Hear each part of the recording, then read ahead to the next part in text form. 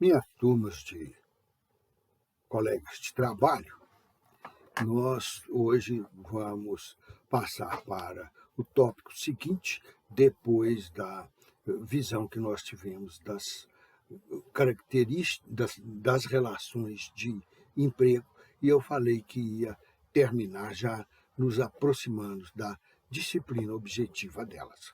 E para entrar nessa objetiva disciplinar, nós precisamos de reconhecer.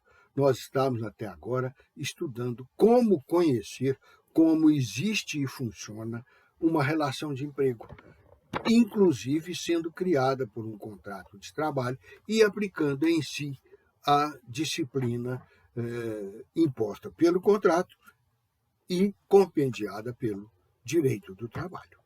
Mas nós temos outro aspecto para identificá-la. Não basta saber da procedência, da formação objetiva dessa relação de emprego.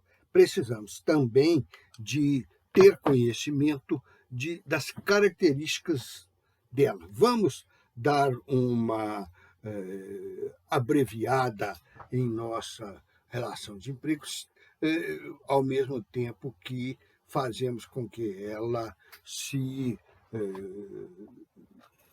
nos apresente como se fosse uma pessoa, uma máquina, um apetrecho ou ente qualquer que nós procurássemos e precisássemos identificar na rua. Para isso, nós temos que conhecer as características da pessoa. Se eu estivesse na rua, não, ele é aquele do cabelo branco, é aquele que tem um esboçozinho de barbicha também quase toda branca, com o bigode e olhos verdes. Pode ter um mais detalhista que vai falar como que é o meu nariz, se as sobrancelhas são grossas e outros detalhes. Então, nós podemos ter muitas características, umas mais importantes, porque são exatamente as identificadoras, as diagnósticas da aparência da pessoa que eu preciso encontrar. E outras menos importantes, menos relevantes, que são apenas caracterizadoras subsidiárias. Quer dizer, elas nos mostram como é a pessoa em sua integridade, mas elas não são necessárias para a integral, a geral descrição e identificação daquela pessoa. A isto tudo a gente chama características. E a relação de emprego, é claro que eu não vou encontrá-la passeando na rua por aí, principalmente em tempos de pandemia, mas eu também vou encontrá-la onde ela existir, nas fábricas, atrás dos balcões, nas salas de aula, como é o meu caso, até nas igrejas. E vou encontrá-la procurando identificá-la, que sem uma atenção para a identificação dela, ela vai deter uma aparência geral, assim, perfunctória, como gostam os autores mais chiques, que não dá para separá-la das outras. O padre está celebrando a missa, o zelador da igreja está lá fornecendo, trazendo para ele, levando os elementos que ele usa. Como é que eu vou saber se o padre é empregado da igreja, se o zelador é empregado da igreja? Ou, no lugar do zelador, é sempre zelador, mas no lugar do padre eu posso ter o rabino, o bispo, o pastor, o ayatolá, e tantos representantes de igreja, a que as pessoas denominam ministros religiosos. Então, como é que eu vou fazer a diferença daqueles dois? Não, eu vou saber procurar saber quem é que manda, quem é que recebe o serviço do outro, quem é que se beneficia, se há pagamento, como que é esse pagamento e assim por diante. Então, no caso da relação de emprego, nós não podemos abandoná-la ao Deus dará e passar para o ponto seguinte, se nós não as soubermos classificar, não soubermos classificá-las dentro do corpo do direito através do reconhecimento de suas características próprias. Essas características próprias, elas são muito discutíveis entre os autores. Alguns apresentam uns 4 ou meia dúzia, outros apresentam 15, 14, 16. Então, por isto é que eu mencionei aquele aspecto anterior, que é um aspecto não da caracterização, como nós vamos fazer, mas da classificação das relações de emprego. São, por exemplo, os aspectos e a classificação que as tratam como direito do trabalho ou não direito do trabalho, como relação de trabalho ou relação de emprego, ou relação de serviço público, que também é de trabalho e tal. Então, nós vamos começar a fazer isso agora. E eu vou escolher fazer essa classificação e depois entrar nas características individualizadas, propriamente ditas, mas vou frisar as que são consideradas pela maioria dos autores como mais importantes, como mais radicalmente caracterizadora da relação de emprego. Por isso eu chamo a essas de características diagnósticas. São aquelas características que vão me fazer ter um diagnóstico daquela relação, se ela é de emprego ou não. E depois nós vamos ver características subsidiárias ou funcionais, que são aquelas que existem na relação de emprego, mas ou são mais discretas, e eu não as vejo assim do lado de fora, a ponto de poder classificá-la e encontrá-la na rua, mas que também são importantes para a dinâmica, para a evolução, para a proteção jurídica, a aplicação do direito nessa relação humana, que é a de emprego. Humana, econômica e social. Esses são os 3 aspectos mais importantes dela. São características, mas não são características jurídicas. Então, vamos passar logo para as jurídicas. A relação de emprego, como aspecto essencial, ela tem a sua criação. Como é que ela é criada? Nós vimos e sustentamos que ela é criada pelo contrato de trabalho. Então, contrato individual de trabalho. Então, aí já está mencionado. Característica 1, ela é uma relação contratual. Nós temos relação fixadas pela própria natureza e resguardadas pela lei, como a relação de pátria-poder. Temos relações criadas pela própria lei, como as relações de servidor público, civil, militar. Temos relações que têm como aspecto originário delas o fato de se reportarem à vida econômica, então são relações econômicas, podem ou não ser relações jurídicas. Eu estou olhando do ponto de vista econômico, então a resultante da minha observação é que ela será econômica.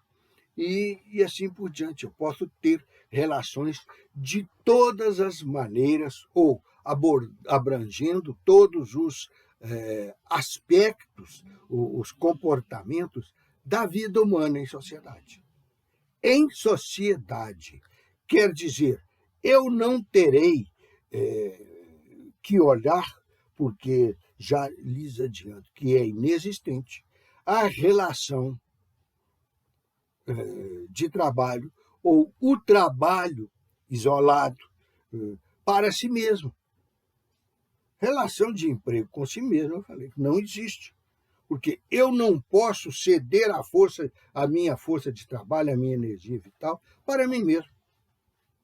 Porque ela já é minha, não tem jeito de eu repassá-la para mim. E, em seguida, ela então não chega a ser o serviço para si próprio, não chega a caracterizar nem mesmo uma relação. Ele é uma atuação individual e para si mesmo. Tem como função, como atuação,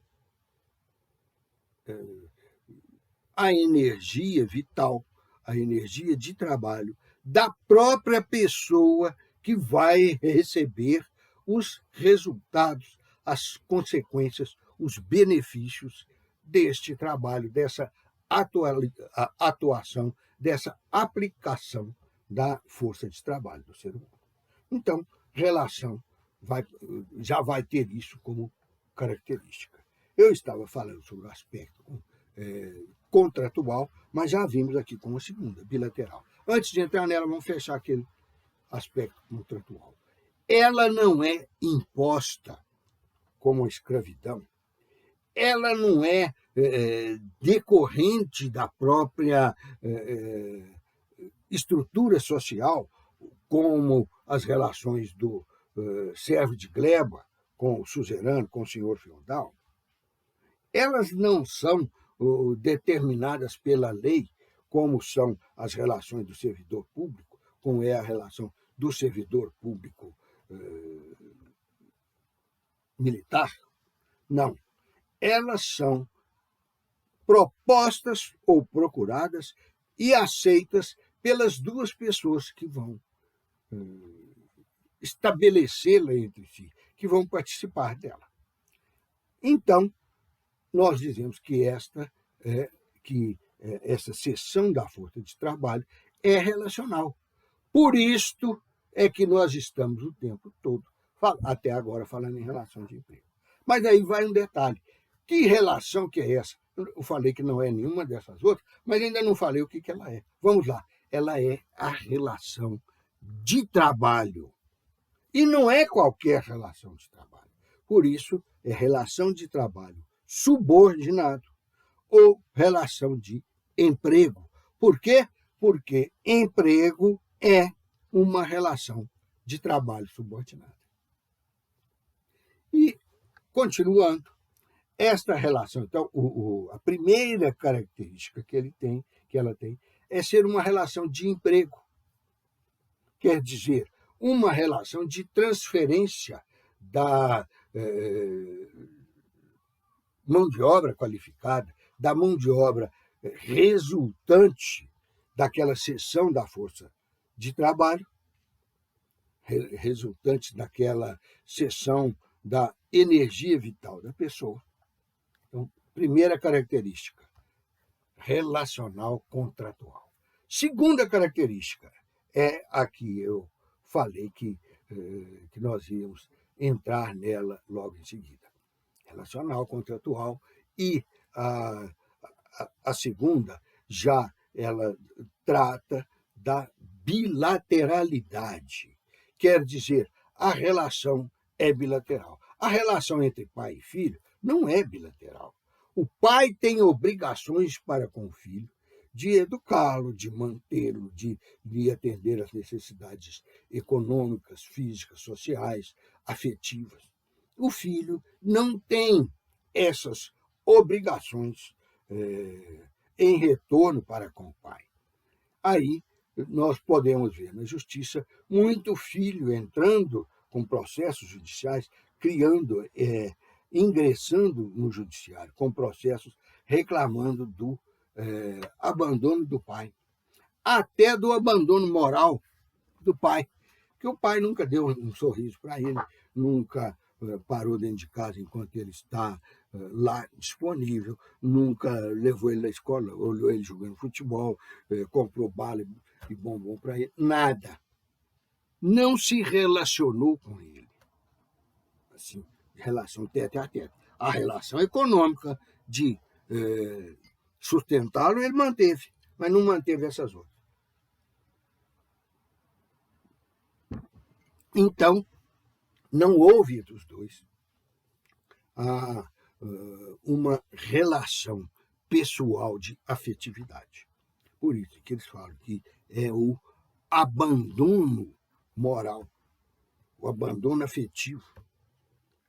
Esta relação, então, eu estou dando só como exemplo, porque ela existia, mas a relação de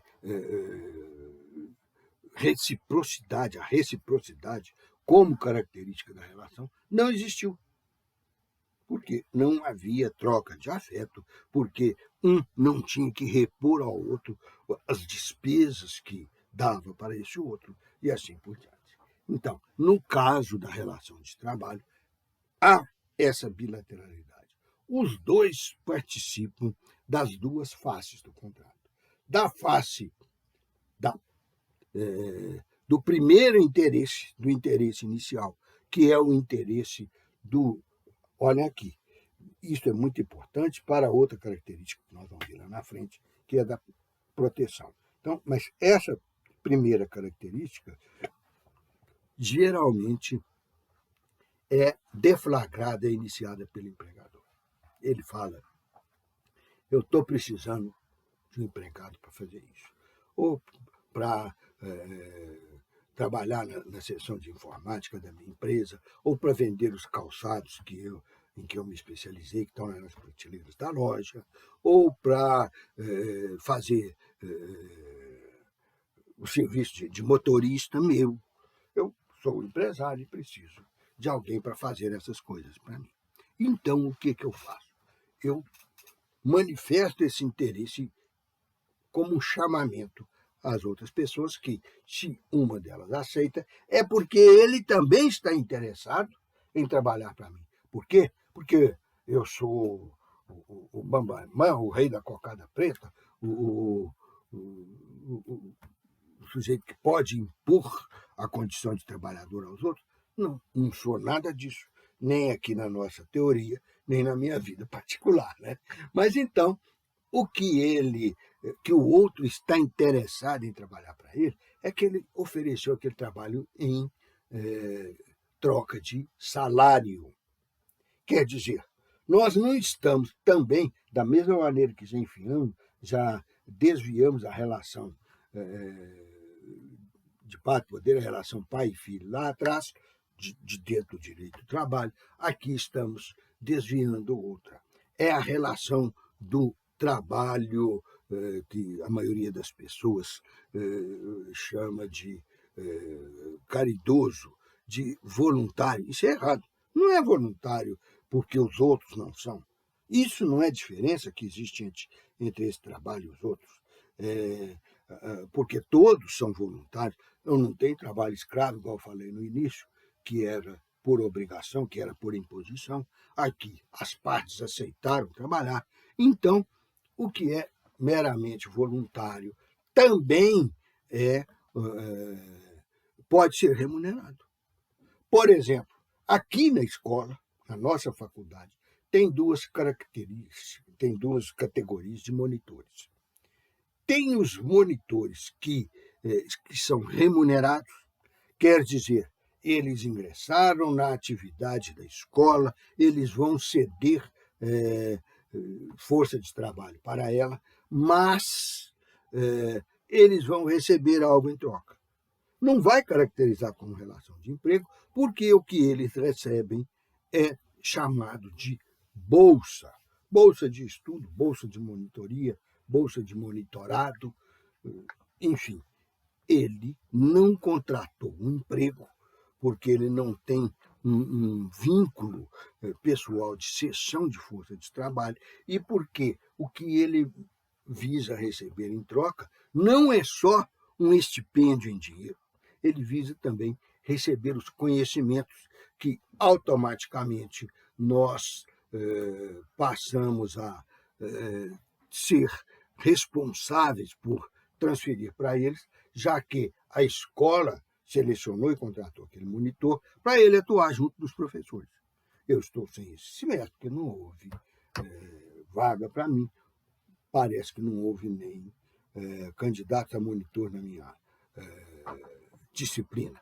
Até recentemente, essa disciplina costumava ter um dos concursos mais concorridos entre os monitores, porque todo mundo queria atuar em direito do trabalho, seja agora como monitor, para conhecê-lo a fundo, seja depois como um profissional especializado em direito do trabalho e exercer assim a sua atividade jurídica. Mas, então, o monitor não é empregado, mas ele também está numa relação em que ele, do lado dele, ele tem algo a receber e do outro lado ele tem algo a entregar, a ceder, a alienar, que é o seu trabalho técnico, o seu trabalho consagrado jurídico. E aí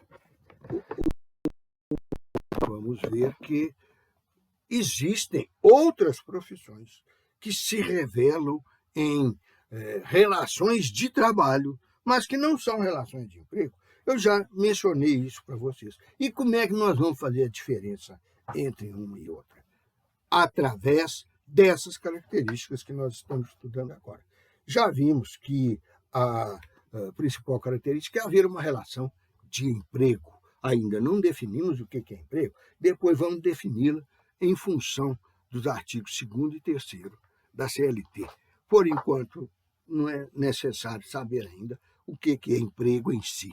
Mesmo porque nós vamos já iniciar o conhecimento do emprego com essas características que são da relação de emprego. Ela é uma relação, ela é uma maneira de interdependência entre os seres humanos. Mas ela é relação de emprego exatamente porque se mostra através dessas características que a gente está falando. Se não tiver elas, não é relação de emprego. Se tiver elas, ela será outro tipo de relação, pode ser até de relação de trabalho. Querem ver o exemplo? Motorista que é remunerado para fazer um serviço de atendimento social. O motorista do ônibus, o motorista particular, são empregados. Eles recebem salário para trabalhar. Consequentemente, eles ostentam aquela primeira característica, que é a da relação contratual. Eles assinaram um contrato com o seu empregador. Eles têm essa segunda característica, que é a bilateralidade, porque os dois se beneficiam de algo, mas os dois também se oneram com algo naquela relação. Então, aí, nós temos a bilateralidade dupla. A bilateralidade já não é dupla?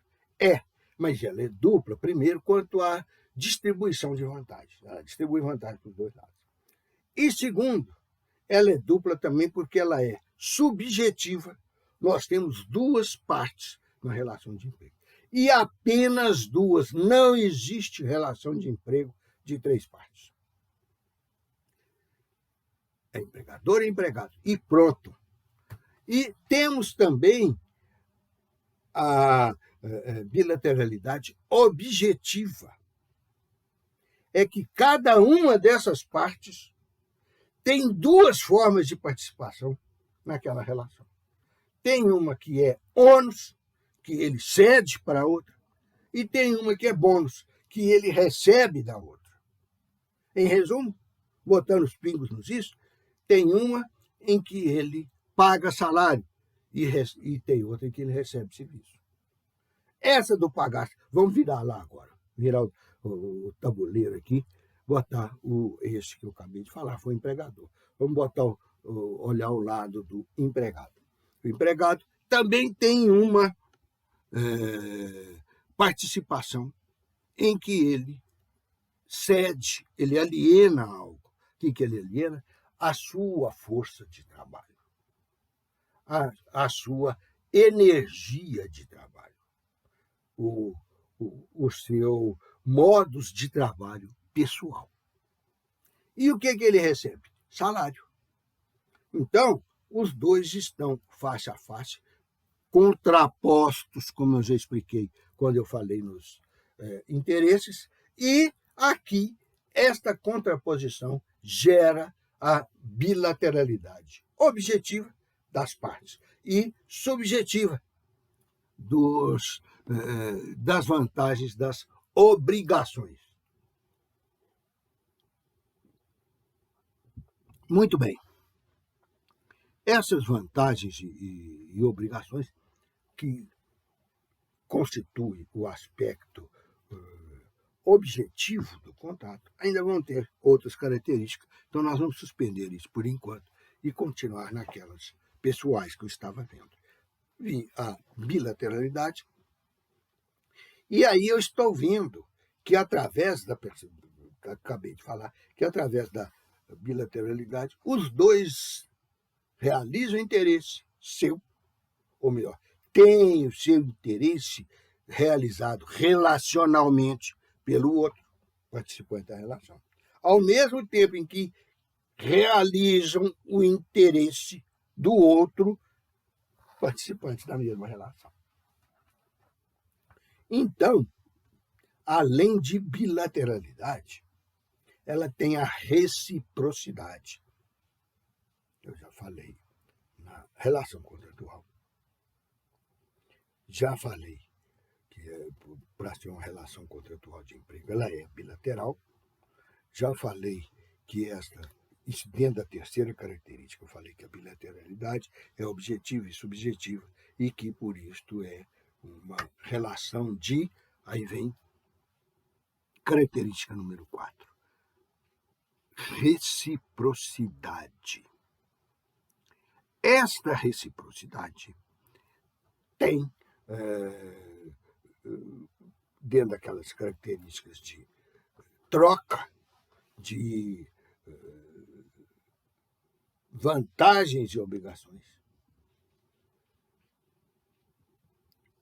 ela tem um aspecto muito importante. Nós sempre visamos, idealmente, e com a boa vontade de realizar, de tornar benéficas as relações de emprego, nós temos a visão delas, normalmente, habitualmente, só pelo lado da vantagem. O empregado é o que recebe salário, o empregador é o que recebe força de trabalho. Mas não, ela tem o outro lado também, o lado dos ônus. Para o empregado receber salário, ele tem que trabalhar, ele tem que ceder a sua força de trabalho. Para o empregador receber a força de trabalho, hoje você vai fazer lápis, então caneta. Chega no fim do dia, o empregador recebe do empregado uma caneta, 10 canetas, 100 canetas, sei lá quantas. Então, ali, o empregador se tornou devedor dele do valor contratado para ele aplicar sua força de trabalho fazendo essa caneta. E o empregado recebe do trabalhador o salário, que ele só receberá daqui a 35 dias, que é 5 dias depois do mês de trabalho.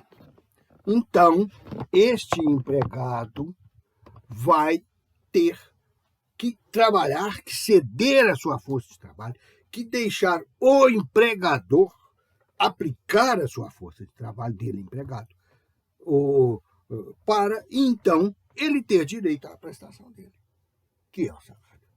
Então, nós dizemos que essa quarta característica é a onerosidade. Ao mesmo tempo que existe a reciprocidade, que é a característica 3, que dá um benefício para cada um, existe a onerosidade, que é a característica 4, em que ela não dá nada. Cada um se onera perante o outro. Vai dar, no caso do empregador, 35 dias depois de iniciado o mês, no lugar do empregado, vai dar a força de trabalho, que é uma massa etérea, uma massa não concretizável em si. Ela vai se concretizar em produtos, em serviços, em ações. Então, mas de qualquer maneira, ela se concretiza com o esforço intelectual, afetivo e físico do empregado, consequentemente, ele também está tendo um ônus, está tendo um desgaste, uma imposição desgastante para completar, para definir a sua posição dentro do contrato individual de trabalho. Este ônus, esse desgaste e tal, é a cessão da sua força de trabalho, que quem vai usar é o empregador. Ah, mas está no corpo dele. E tem jeito da força de trabalho, da energia vital, sair do meu corpo e ficar pairando aqui, esperando o momento que o empregador vai pegá-la e encaixotá-la? Não, porque ela é imaterial.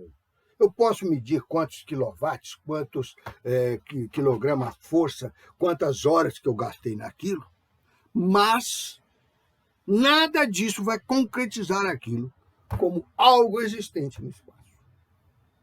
Ele existe como energia solar, existe, provoca características as mais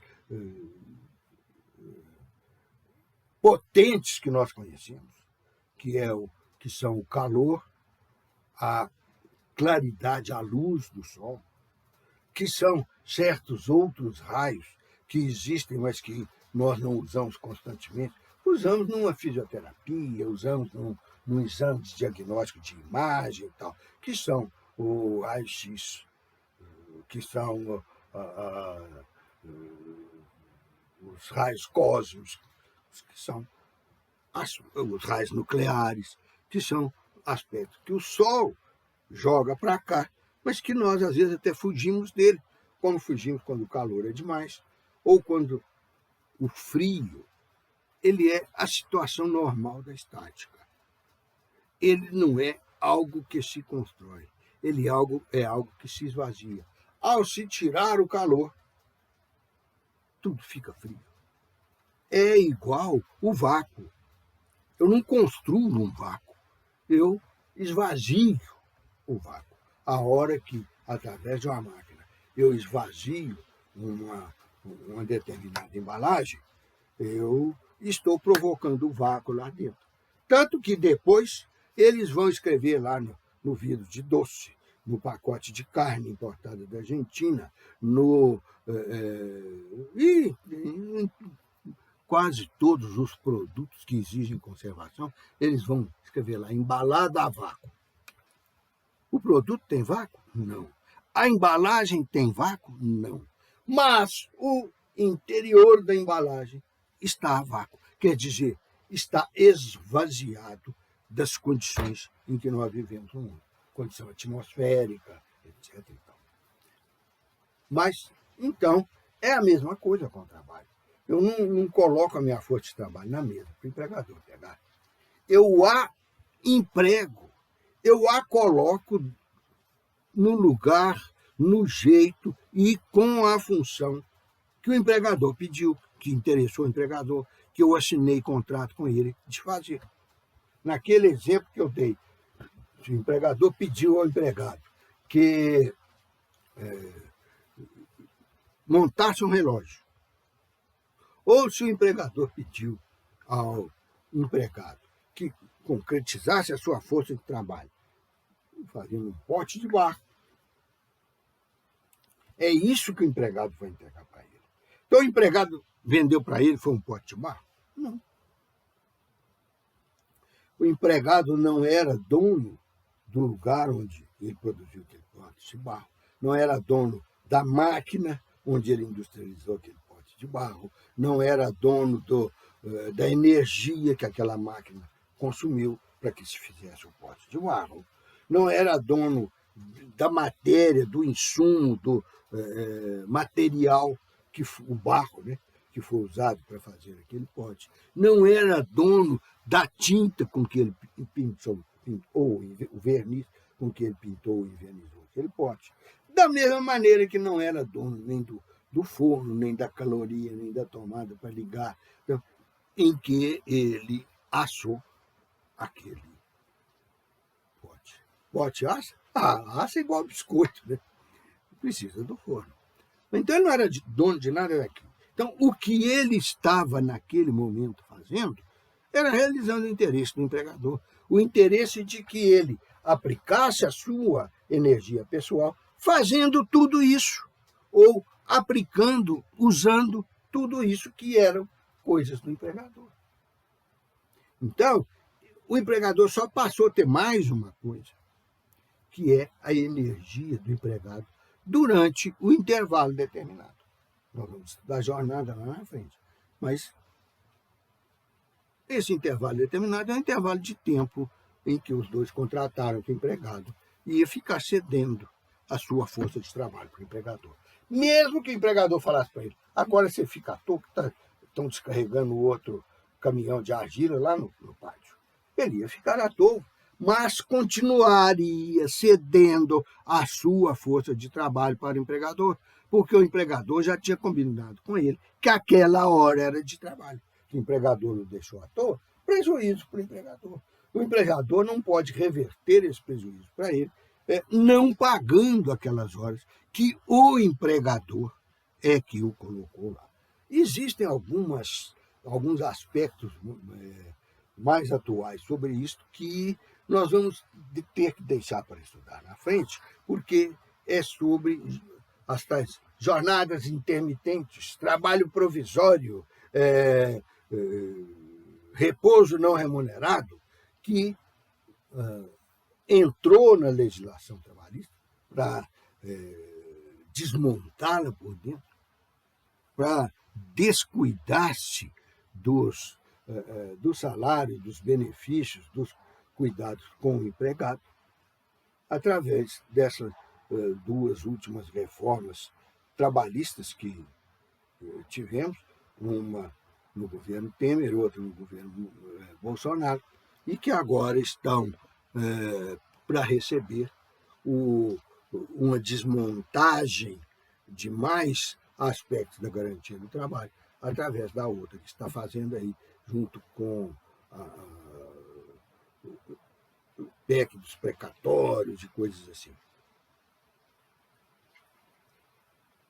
E para adoçar a pílula, botaram nessa PEC,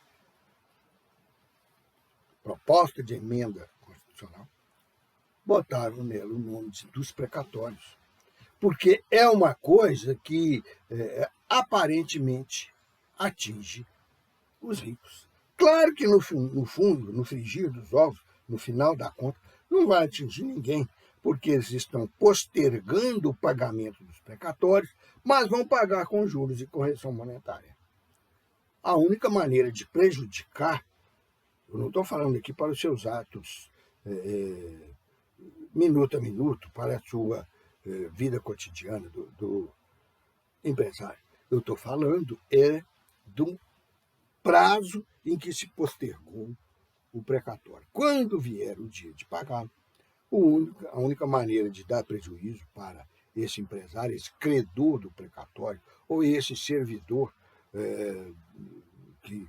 que é credor do precatório, porque o salário dele não foi pago corretamente, esses vão ter o prejuízo só se os juros e a correção monetária que forem adicionar ao valor daquele precatório forem falsos.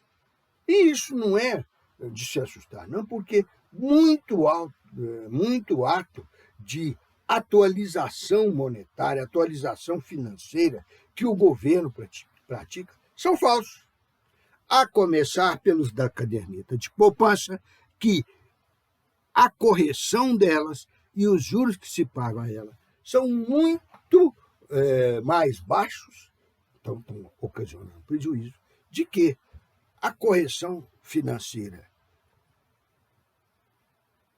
da inflação, dos fenômenos econômicos e os juros de mercado, os juros que são uma forma de ganhame, uma forma de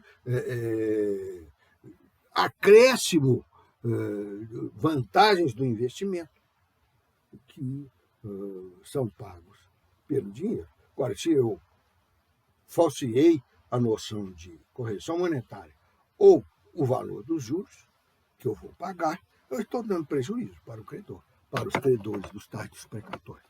Voltando ao nosso caso, isso se aplica também ao contrato de trabalho, com os juros que o judiciário aplica a eles, que são abaixo dos investimentos de mercado, e com a correção monetária concedida, que é abaixo do índice de inflação, do índice de desvalorização da moeda, o investidor, o credor, ficam também no prejuízo.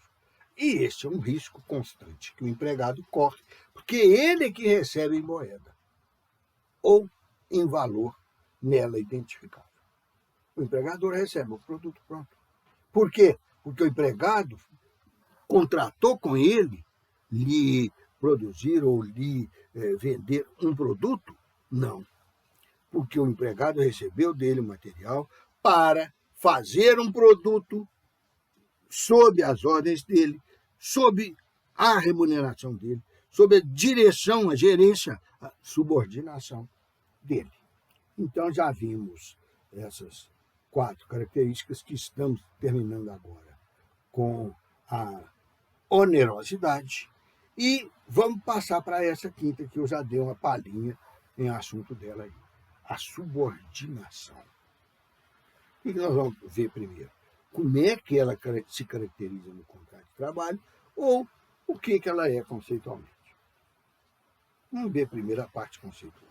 Subordinária. Em latim, ordenar, organizar, enfileirar e hierarquizar abaixo de.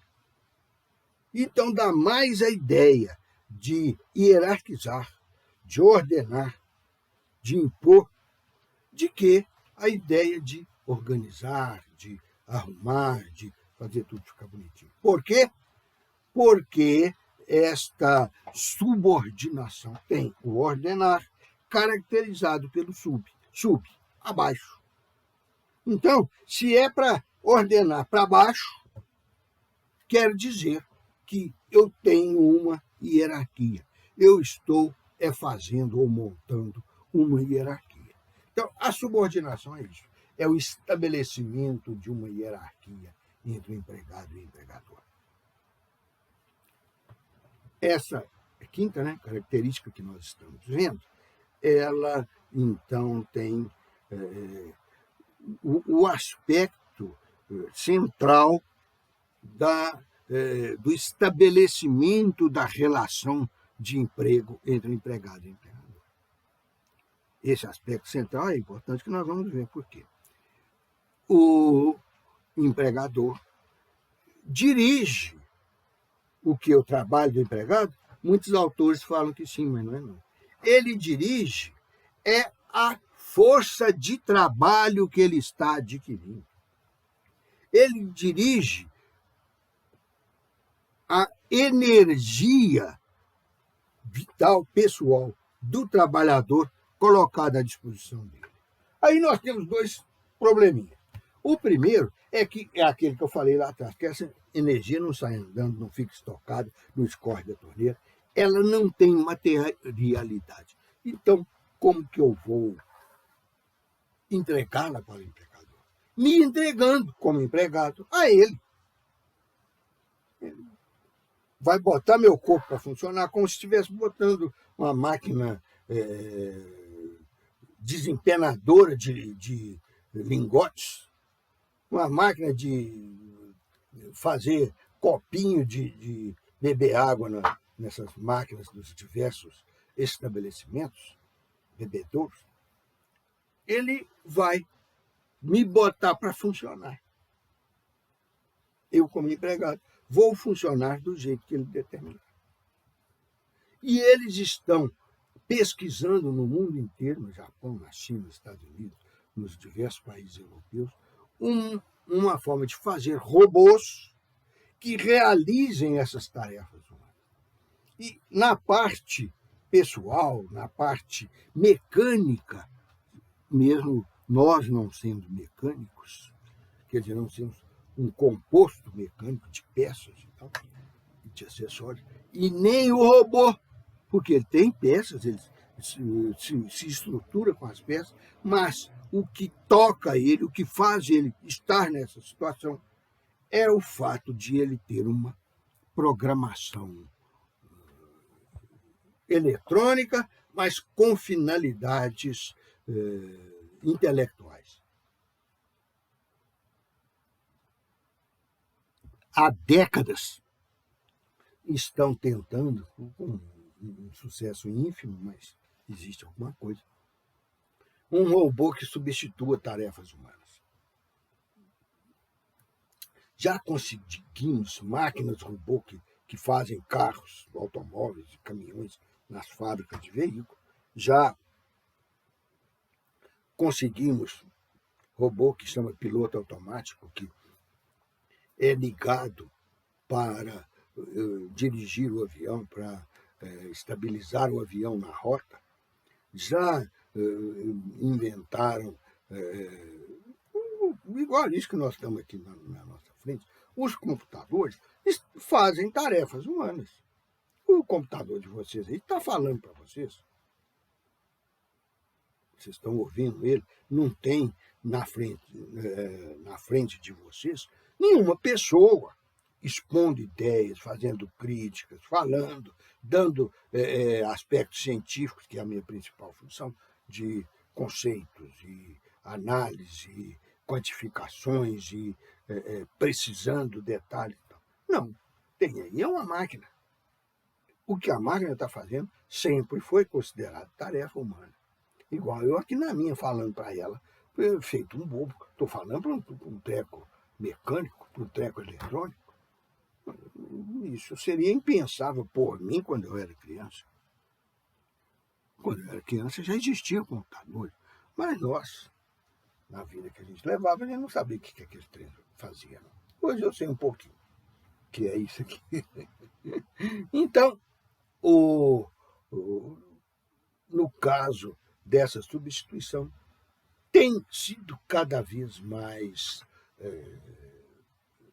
eficiente, mais ampla, com mais sucesso, tanto que existem autores como o Carlos Reutemann, por exemplo, como uma autora francesa, esqueci o nome dela, eu tenho o livro, mas ele não está aqui, ele está no meu escritório. É um livro francês que a tradução do nome dele é exatamente o mundo sem emprego, o mundo sem trabalho. Então, mas isso são pensamentos para o futuro. Por enquanto, nós temos que trabalhar. E muitas vezes, na maioria, na absoluta maioria das vezes, o trabalho é dentro de uma relação de emprego. Portanto, tem esse aspecto subordinado. A minha atuação, lembre-se quando eu falei que nós tínhamos os aspectos cerebrais, que são os aspectos históricos, antropológicos, familiares, dinásticos e tal, e biológicos e físicos e de tendências que estão dentro da gente, que fazem parte da nossa constituição físico-psíquica e biológica. E nós somos, às vezes, motivados por ela, igual somos para outras coisas, somos motivados por ela também para realizar, para concretizar em nós determinadas atitudes.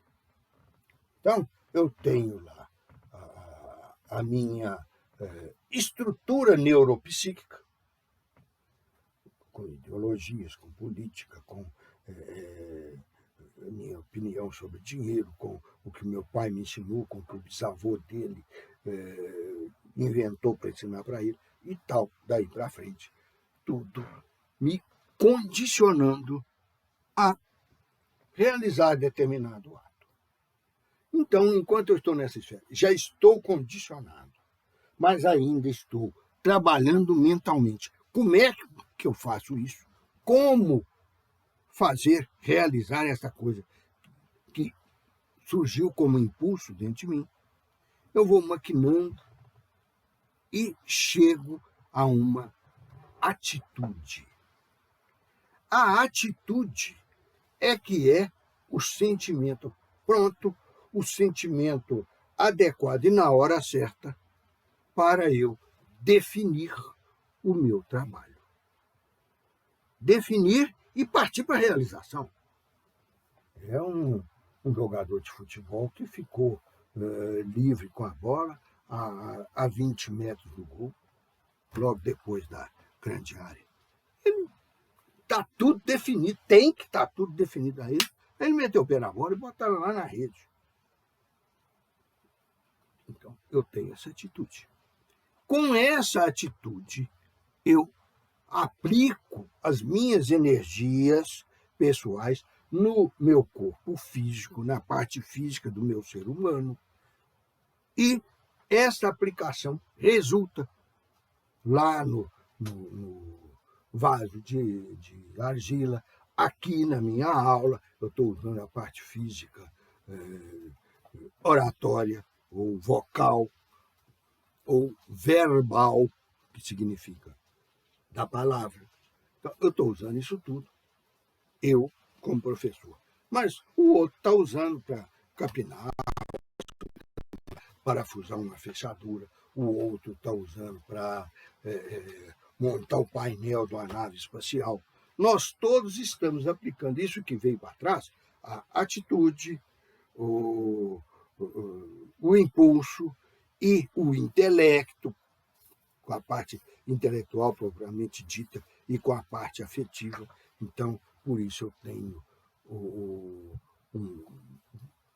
gerando impulso, formando impulso, a parte, o cerne do homem, que é biopsíquico-social, que é formado por esses 3 aspectos da nossa vida. E aí vem aquilo que eu falei, que era o fulcro, que era o importante da relação de emprego, que era a subordinação. Isso tudo que veio antes, dentro do meu funcionamento biopsíquico-social, isso tudo compôs um impulso meu. Só que esse impulso está frente a frente com um outro impulso do empregador. Limpa o chão. Eu sou faxineiro da fábrica, eu tenho que ir limpar o chão. Aliás, eu não precisava nem esperar essa ordem dele, porque eu sabia que naquela hora era eu estar limpando o chão. Mas então, a ordem é limpa o chão. E eu tenho esse impulso que ele me determinou, que ele colocou em mim, digladiando lá dentro de mim, com o outro impulso que veio das minhas origens ancestrais. E eu tenho que resolver qual que eu vou fazer. Resolver ele não rapidinho, vapt-vupt. Ora,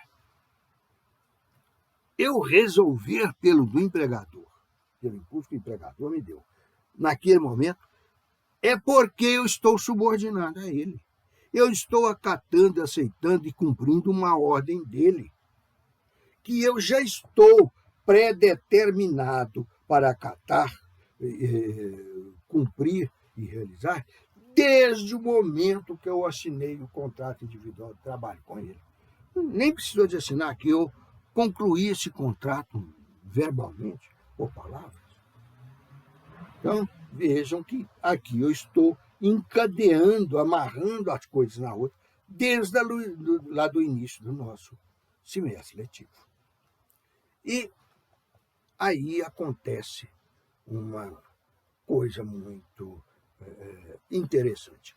Eu afasto o meu impulso, eu deixo ele em segundo plano, deixo tudo meu em segundo plano, a minha vontade, a minha maquinação cerebral, a minha intelectualidade, e vou lá limpar o chão.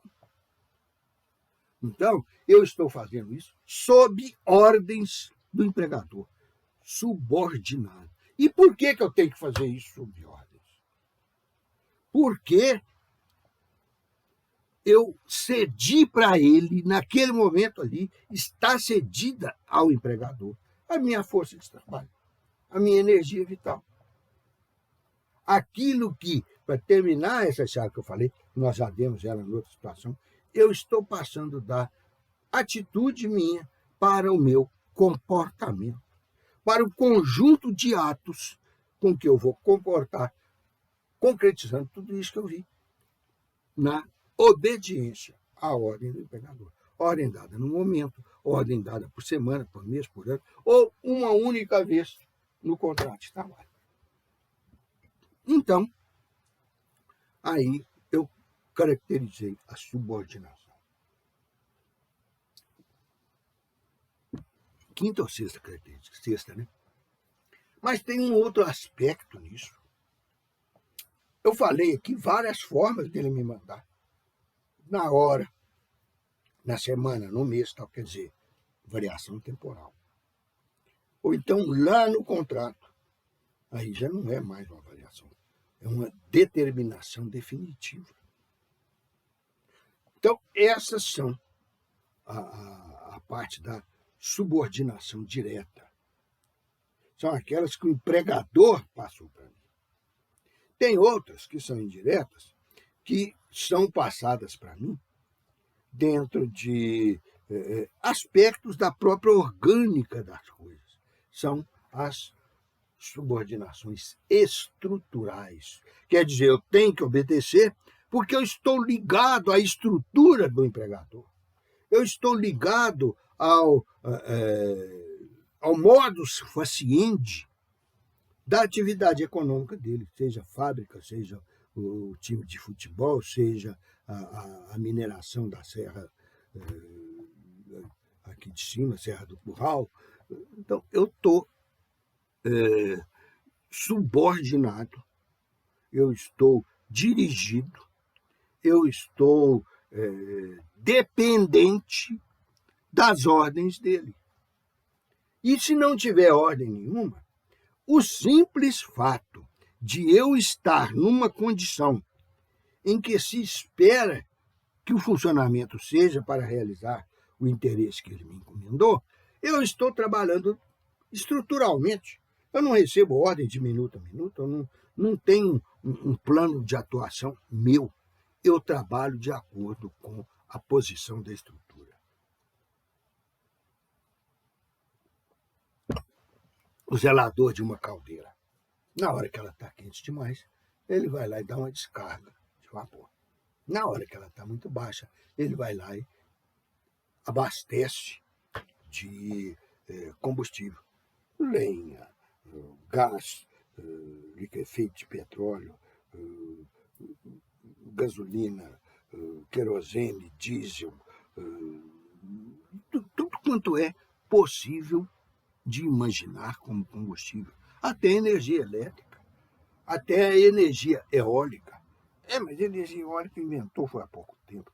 Que pouco tempo, coisa nenhuma. Há quase 1000 anos atrás, os holandeses já tinham moinhos rodando e triturando grãos lá para eles. Eu vi muito isso funcionar em fazenda para triturar o milho, para triturar o que mais? É o milho para fazer ração para o animal, o milho para fazer canjiquinha, o milho para fazer fubá, o milho para fazer farinha de milho. Tudo isso é através de triturar. Só que eu não estou lembrando agora de outro grão que seja triturado por aqueles moinhos, que aí não são mais de vento, são moinhos de água, fonte hídrica, é a hidroenergia. Mas então aqui para a cidade também? Não. Aqui na cidade essa hidroenergia é transformada, produz uma energia que eles chamam de energia elétrica. Na verdade, não é a máquina, não é a água que passa na usina que produziu energia elétrica. Ela apenas movimentou os geradores, as bobinas geradoras. E estas, ou este, se for gerador, é que produziram energia. Então, é uma energia elétrica, mas não é uma energia hidroelétrica, apesar de ter um hidrogerador, um gerador que gerou a partir do movimento da água. Que, se você fosse analisar até no final, é simplesmente a força da gravidade. Então, isso tudo é maneira de produzir movimentos, produzir força, produzir calor, enfim, de aplicar energia e colher seus resultados. Mas no caso da energia humana, tem um diferencial. É que nós jogamos lá como tempero dessa energia que está sendo produzida o intelecto e a afetividade, a parte de sensibilidade humana. Gente, mas que sensibilidade que vai aplicar um extrator de pedras para fazer minério de ferro, ou para fazer estrada, qualquer coisa. E aquela afetividade ou sensibilidade, ou a parte das sensações humanas, ele vai usar até para escutar o barulho do pavio das nitroglicerinas e queimando, e ele tendo que se esconder para ela explodir a montanha de pedra, de minério, do diabo que for, e jogar também para todo lado para depois virem os outros catar por dentro do caminhão, dar fim. Então, até neste momento, eu estou usando sensação, sensibilidade, afetividade, que constitui uma grande parte do consciente humano, do aparelho neuropsíquico humano, que não é aparelho, porque ele é um movimento, e movimento é abstrato. Então, ele não é nem aquele aparelhinho que você põe no ouvido para ouvir melhor, se o seu ouvido não está lá em grandes condições. O que o do bombardeador lá da nitroglicerina, um dia vai sofrer. Porque com aqueles barulhinhos de explosão das dinamites, das nitroglicerinas, das pólvoras que ele usa, um dia o ouvido dele vai estar mais para cá do que para lá. E aí ele correu mais um risco de trabalho. Além do da explosão, ele está correndo também o da surdez, mediante a grande quantidade de decibéis que o afetam. Mas então, estes exemplos todos foram da abstração da parte afetivo-sensorial do ser humano. E que ele não usa a parte intelectual sem implicação com ela. As duas têm que andar juntas. Aliás, o impulso para que as duas andem é da parte sensorial, porque lá é que acontece o interesse, lá é que acontece o impulso que veio ele, antes dele, lá é que se depositam uma série de sentimentos e afetividades humanas que vêm, quando trabalhadas, desencadear nesse impulso e no subsequente interesse. Então, fechada essa característica da subordinação, faltam algumas coisas que os homens gostam de enumerar para se justificar. São a natureza jurídica da subordinação. Gente, natureza é o ser como é. Natureza é o ser como ele se encaixou e se expôs anteriormente e funcionalmente na existência Terra, no mundo em que vivemos. Pode ser dentro de nós, que fazemos parte desse mundo, vivemos nele e fazemos parte dele. Pode ser nas coisas em volta. Um lugar que tem mais água, eles vão desenvolver tecnologia que consumam, que vão à base de água, muito mais fáceis de usar e simples. Se for um lugar de seca, eles vão procurar uma teoria, uma forma de energia ou de produção de energia que precise menos de água. Exemplo, aqueles casos que eu dei. A energia hídrica, seja lá da cachoeira, a lá da represa, a lá de Furnas e de Três Marias, seja aquela da bica d'água que eu estou jogando dentro do meu moinho de água. Ah, não, é do lugar seco, lá só tem areia e tal. Se só tem areia, não tem nada atrapalhando o que vier de cima. Não vem de cima, não é um, um móvel que São Pedro resolve jogar na hora que está arrumando a casa. Vem é calor e luz do céu, que são energias. Então, lá na área desértica, eles vão inventar até a capacidade inventiva do homem é tocada por isso. Eles vão inventar máquinas eólicas, geradores eólicos, vai tomar até banho de vento. Aqui não, que já está ficando meio escasso, mas em algum lugar que tenha muita água, eles vão usar a água como força motriz produtora de energia. E aí, então, dessa maneira, toda energia tem uma razão física, uma razão, vamos dizer, natural, para abranger o físico, o biológico, o químico, todas as formas de existência no planeta Terra. Mas nós queremos saber, nós somos uma dessas formas, mas dotada de um complicador que se chama intelecto. Pois bem, com esse intelecto, nós sempre vamos querer saber, nós sempre vamos precisar de saber o porquê das coisas, a causa, inclusive a causa última e final, que o ateu tem que fazer um sacrifício, um esforço psíquico tremendo para dispensar Deus como causa última, ou causa primeira, melhor dizendo. Por quê? Porque para ele não acreditar em Deus, ele tem que parar de preocupar de onde que nós viemos. Porque na antropologia, na paleontologia, em qualquer outro estudo que se refira à finalidade humana, à finalidade do planeta, à formação do próprio universo, tem um momento que eu não tenho mais o que entrou naquela série. E nenhuma série de coisas finitas, de coisas da natureza, poderia existir sem começo, pelo menos para a nossa natureza. Ora, se ela não vai existir o começo, ela tem que ter um começo.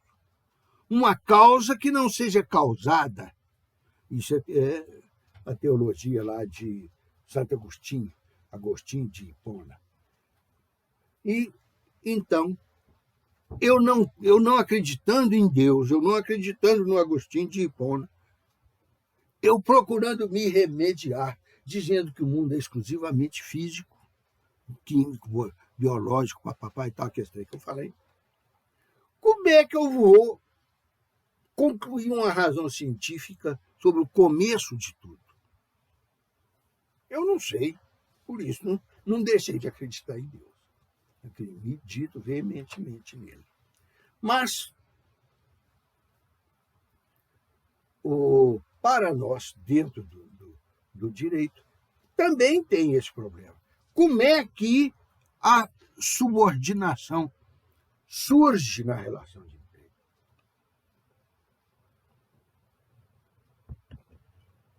Cada época da vida humana lança um motivo.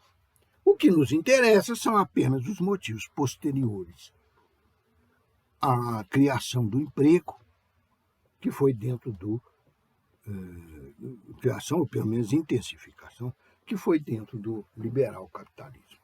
Então, vamos pegar lá. O primeiro, o liberal capitalismo copiou do feudalismo e das correntes mais breves na história que mediaram entre o feudalismo e o capitalismo. E falaram que era um poder social. O empregador podia mandar no empregado com uma causa social, que era a supremacia dele na sociedade. Ele era o senhor feudal, ele era o rei, ele era o vassalo, ele era o conde, ele era... Então ele podia mandar no que ele achava que era o populacho, que ia botar a força de trabalho na mão dele para ele mandar, comandar e desmandar como bem quisesse. Mas aqui tem um outro aspecto. Quando vieram aqueles franceses doidões lá e falaram que todos os homens são iguais, pregaram a igualdade entre os seres humanos, lá naquele dístico deles, liberté, igualité, fraternité. Liberdade existe, pouquíssima igualdade é só teórica e fraternidade não existe, nem entre irmãos, de onde surgiu esse nome. Mas, então, não pode, tem que ser igual. Então, não é por causa do desnivelamento social. Então, por que é? É por causa do desnivelamento técnico. O empregador é que é dono dos apetrechos, dos aparelhos que servem àquele trabalho. Então, o empregado, para impulsioná-los e ceder a sua força de trabalho, ele tem que obedecer às ordens do empregador, até como é que liga o aparelho, até como é que remove ele, como é que movimenta, como é que depois desliga, limpa, esvazia. Tudo que for para fazer com o aparelho, quem sabe é o empregador. É técnica a subordinação. Serve? Também não, porque na atualidade, eu ouso dizer que 80% dos empregadores não conhece a maneira como funciona o seu parque fabril. Na atividade rural, na atividade agrária, ainda pode ter uma parcela maior de empregadores que saibam como é que se movimenta o seu parque de produção animal e vegetal. Mas nas indústrias, provavelmente não existe. É o que eu falei para vocês, é 80% que não sabe. Então, eles vão contratar empregados que saibam. Eles precisam do empregado exatamente porque ele sabe aplicar a mão de obra dele. E no mão de obra, entenda-se, a energia vital, a força de trabalho pessoal. Ele saiba aplicar aquilo de acordo com o que é necessário para aquela atividade produtiva. Naquela máquina, com aquele tanto de insumos, de pesticidas, mata-mato, inseticidas, produtos agrícolas que adubam a planta e tal, e vacinas e remédios para o gado. É o veterinário, é o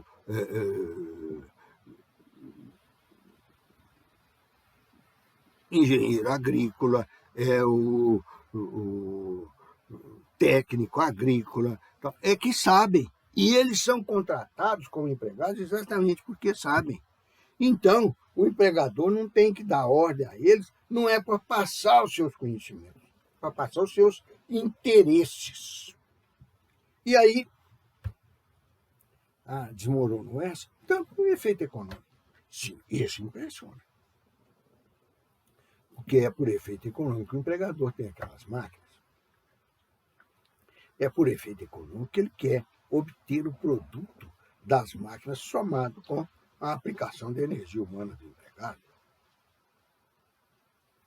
Então, esse pegou bem. Então, a subordinação é consequência do poder econômico do empregador. Mas acontece que é raro, mas existe empregado que é mais poderoso do que o, economicamente falando, mais poderoso do que o empregador.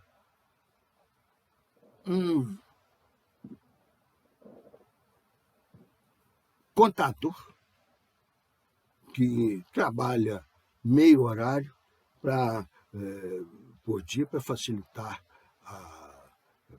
para fazer a contabilidade, as operações econômico-financeiras, equação dos negócios, as prestações de contas e tal, de uma pessoa que, às vezes, tem lá um pedaço de terra pequeno, mas tem menos aporte financeiro do que o contador. E assim por diante. Só com esse exemplo já deu para vocês verem que, às vezes, poucas, mas existem, eu posso ter empregados com uma situação econômica melhor do que o empregador. Então, não é também, se não é para esses casos, não é para nenhum, uma causa econômica da subordinação. Então, nós já falamos na social, na técnica, na econômica. E agora vamos entrar numa outra, que essas três até agora, social, técnica e econômica, essas três até agora, nós mostramos que não servem para justificar, para ser a causa da subordinação. Mas nós temos também essa subordinação funcional. A pessoa aplica porque está convencida a funcionar daquela maneira. É a função dela aplicar isso. E de onde que ela tirou essa função dela e esse convencimento dela? Do contrato individual de trabalho. No momento em que esse contrato criou a relação de emprego, que eu já falei para vocês, que ele que cria, ele criou obrigações para o empregador e obrigações para o empregado. E entre as do empregado está em trabalhar no interesse do empregador, aplicar a sua força de trabalho no interesse do empregador. Então, ele está sob as ordens e os interesses do empregador. Então, a subordinação vem daí. É subordinação jurídica. Foi o contrato de trabalho, uma peça jurídica, que criou a relação de emprego. Então, quando eu quero um contrato mais sofisticado, que vai prever, por exemplo, um gerente, a atuação de um gerente administrativo, de um pesquisador de minérios, de aplicação de minerais radionucleares, atômicos, tal, ele vai juntar isso tudo que está dentro de si e entregar ao empregador desde o momento em que ele se comprometeu a entregar. E nunca mais o empregador vai falar com ele, você tem que fazer isso, você tem que fazer aquilo. Porque o empregador não sabe. Ele é dono da indústria. A indústria que vai usar o mineral atômico, ou do hospital, tem lá aquelas máquinas que funcionam com minerais atômicos para fazer exames de diagnóstico por imagem e assim por diante. Mas então, por que que esse empregado é subordinado se ele não tem que nunca pegar ordens do empregador? Porque ele está aplicando a sua força de trabalho de acordo com o interesse e a organização empresarial daquela empresa, daquele empregador. Ele se introduziu a chamada do empregador dentro da estrutura, do mecanismo que compõe a atividade econômica do empregador. E aí, então, como é que nós vamos chamar isso? Nós podemos chamar de subordinação estrutural. Podemos chamar de subordinação jurídica. Podemos chamar, como o empregado integrou-se à movimentação da atividade econômica do empregador, podemos chamar de subordinação integrativa. Esses nomes todos mostram dois aspectos. O primeiro foi o que eu acabei de falar, que a sexta característica da relação de emprego, do contrato de trabalho, e do direito do trabalho é a subordinação. Mas pode também me servir para dizer que o sintoma da subordinação, a característica daquelas que eu falei lá atrás, visível da subordinação, é visível porque o empregado está dentro não só das acomodações físicas da atividade do empregador, mas dentro das próprias atividades. Ele se integrou, por isso integrativa, à atividade do empregador, realizando aí a atividade do empregador já está saindo simplesmente da integração e passando para a estrutural. Mas para realizar o que se comprometeu com ele, então, subordinação jurídica. E nós vamos terminar essa aula nesse momento, porque vocês estão fundindo a cabeça aí, e eu também, que eu também estou formulando ideias críticas e novas estruturas mentais na minha cabeça. Então, nós já merecemos dar uma respirada fundo e ali beber um copo d'água, que não seja esse meu aqui, que já esquentou, porque hoje está quente, que eu te falava, tá de fazer inveja a qualquer capeta. Tudo de bom para vocês. Até a próxima.